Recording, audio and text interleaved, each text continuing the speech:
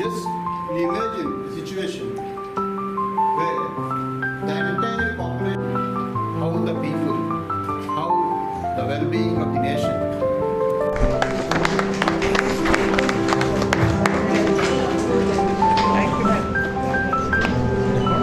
ఏవిఆర్కే మూర్తి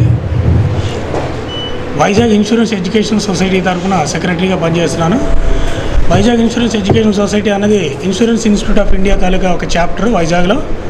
మేము Vizag insurance society తరఫున ఈ ఏరియాలో ఇన్సూరెన్స్ పెనిట్రేషన్ గురించి, అలాగే ఇన్సూరెన్స్ ఎగ్జామినేషన్స్ గురించి, ఇన్సూరెన్స్ అవేర్నెస్ గురించి మేము ఇక్కడ పనిచేస్తూ ఉంటాం. ప్రజల్లోకి ఇన్సూరెన్స్ ఎలా ముందుకు తీసుకెళ్లాలని చెప్పేసి సొసైటీ తరఫున, అలాగే ఎగ్జామ్స్ కండక్ట్ చేస్తుంటాం.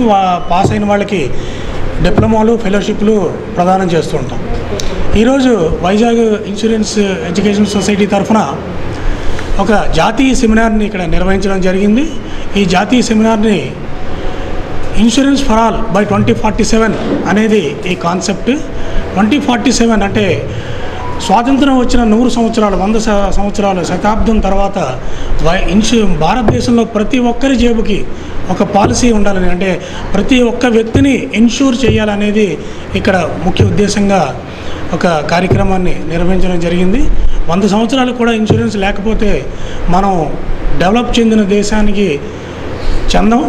అందుకనే ఇన్సూరెన్స్ అనేది చాలా ఇంపార్టెంట్ అయిన అంశం ప్రతి ఒక్క వ్యక్తికి కూడా.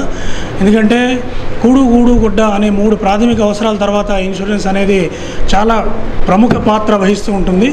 అది ఇన్సూరెన్స్ ఉన్న ప్రతి ఒక్కరికి కూడా వారికి ఏమైనా జరిగిందంటే వారి కుటుంబం ఇమీడియట్గా రోడ్డు మీద పడకుండా ఇన్సూరెన్స్ కాపాడుతుంది. ఆ ఇన్సూరెన్స్ డబ్బుతో వారు మళ్ళీ తమ తాలూకా జీవన విధానాన్ని కొనసాగించడం జరుగుతుంది. అందుకనే ఇన్సూరెన్స్ చాలా వైటల్ ఫ్యాక్టర్ ఇన్ ఫైనాన్షియల్ రంగం సెక్టర్.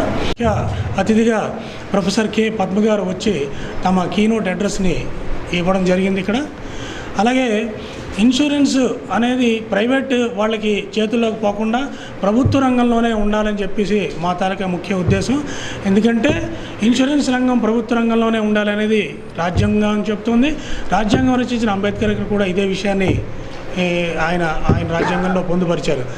ఇన్సూరెన్స్ ఎప్పుడైతే ప్రైవేట్ రంగంలోకి వెళ్తుందో ప్యారిటీ పెరుగుతుంది, డిస్క్రిమినేషన్ పెరుగుతుంది బాగా. అంటే ఇక్కడ లైఫ్ ఇన్సూరెన్స్ కార్పొరేషన్ అనేది ఇక్కడ ముఖ్యమైన పాత్ర పోషిస్తుంది ఇన్సూరెన్స్ రంగంలో. Peoples money for peoples welfare అనేది ముఖ్య ఉద్దేశంగా ఇక్కడ మనం పనిచేయడం జరుగుతుంది. శాతంగా క్లెయిమ్స్ రేషియో మన దగ్గర ఉన్నది. ఇది ప్రభుత్వ రంగంలోనే కొనసాగించాలి. అలాగే మరింత మందిని ఈ ఇన్సూరెన్స్ అంబ్రెల్లాలోకి తీసుకురావాలని చెప్పి మేము ఈ సెమినార్ల ద్వారా పబ్లిక్కి అపీల్ చేస్తూ, మీడియా మిత్రులు కూడా అపీల్ చేస్తాం.